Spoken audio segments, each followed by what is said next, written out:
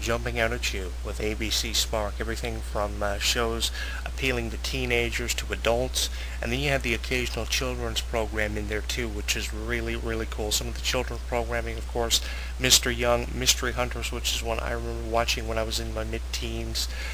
We have a lot of great stuff, and I'm going to break it down for you in a way I think that you'll all enjoy as we anticipate you checking out ABC Spark if you haven't initially already done so.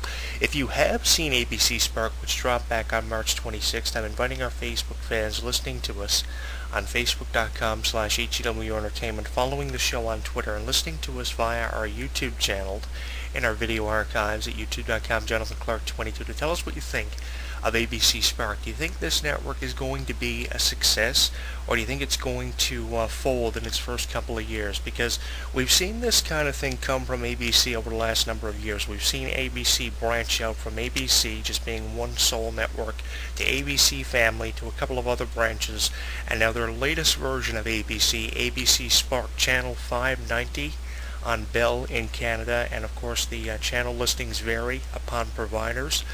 So for additional details, contact your cable or local satellite provider to find out how you can become subscribed to ABC Spark. Over the next couple of months, you're going to be able to see this one free of charge, offering a free preview until June of 2012. Disney XD's got a couple of more months left on that one, May 2012. That one will expire, and occasionally we get a couple of free previews throughout the entire year. So it's really cool that ABC Spark are premiering with such momentum. They also have back-to-back specials of original shows that you've previously seen over your lifetime on a nightly basis. I believe 8 Simple Rules here's at 6 Eastern and goes from 6 Eastern to 7 Eastern, and they keep with that pattern through the entire night. And around 9 Eastern they start airing their original series. Everything from Secret Life of American Teenager to The Lion Game has their own individual night where they premiere new shows, have special airings. So it's really cool how this thing is broken down. 8 Simple Rules here is at the top of my programming list.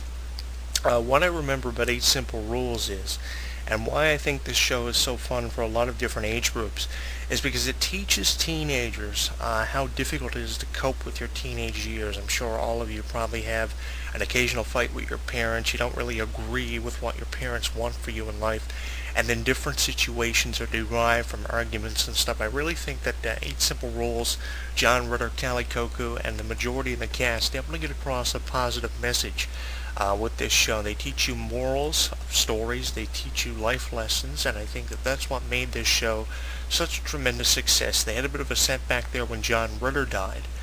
When I was going to high school, actually, I remember hearing the story of his passing on my way to high school one morning, and that actually took me off guard. I was completely flabbergasted about John Ritter's passing, and I still remember that and recall that date in history. I don't know when he died exactly, but I remember hearing about it on the radio and going to school, talking about it to my friends and stuff, not being able to get over it. And they continued the show without John Ritter, played his death up on the show, and then after a while it became not the same kind of feel was taken from the show by the cast members, and they canceled the show in its 3rd season. You can download the seasons in their entirety via torrents and catch it on networks in Canada like CMT and YTV.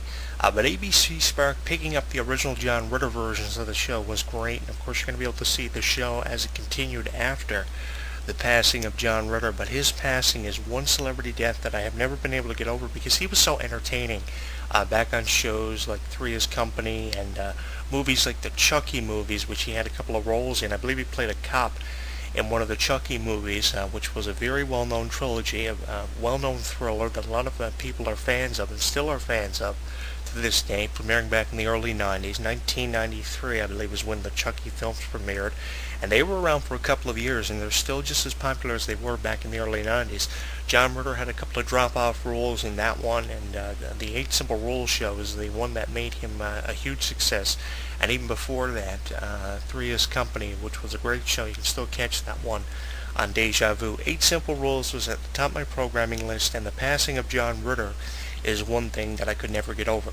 Hope and Faith is a great show too, because this is Kelly Ripa's major sitcom that was canceled for its first few years.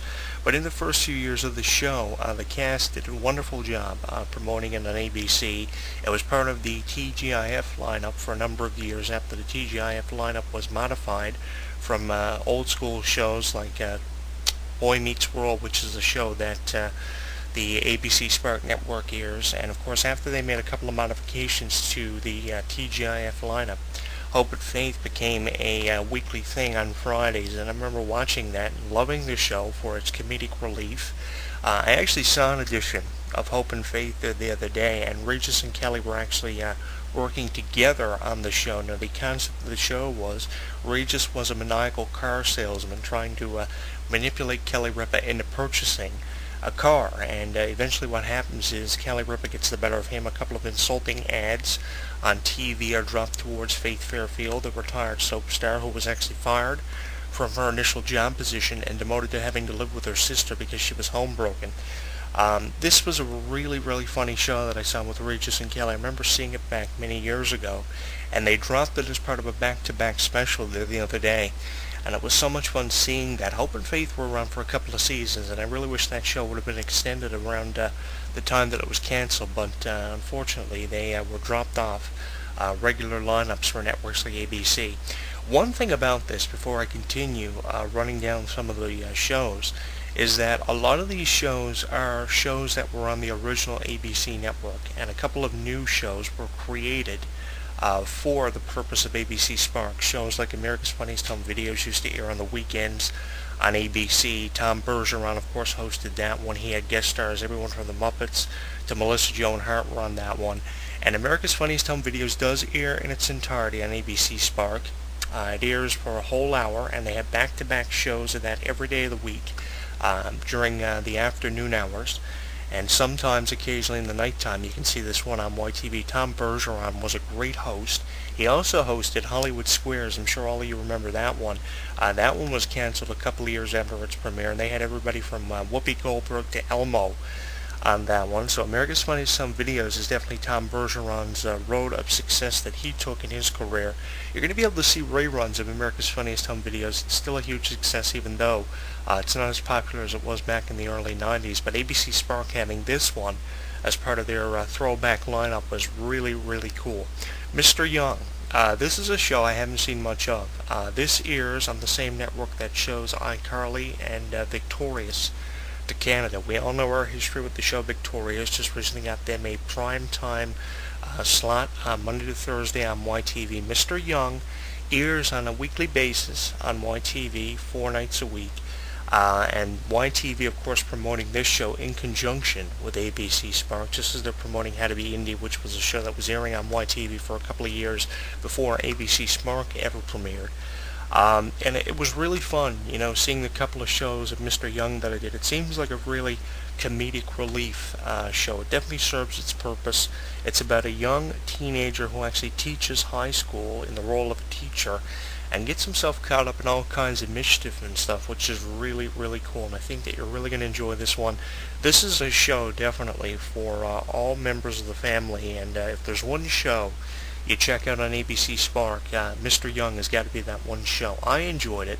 I haven't seen much of those shows. I haven't seen as many of those as I did for Victorious or iCarly. But it's going to be a whole lot of fun for the entire family. If there's one show you should check out, definitely check this one out. And if there's one show you should check out in the early mornings of the weekdays, it's Mystery Hunters. This one airs at about 7 Eastern Time in the mornings on a weekly basis. Monday to Thursday. It is a fun show for the entire family. I remember watching Mystery Hunters in my early teens. They definitely get themselves caught up in a lot of mysterious and peculiar situations. They have help from a scientist who takes fan questions. I don't really know who produced this one. I would assume ABC produced this one, just like they produced Mr. Young and America's Funniest Home Videos and Hope and Faith as part of the TGIF lineup.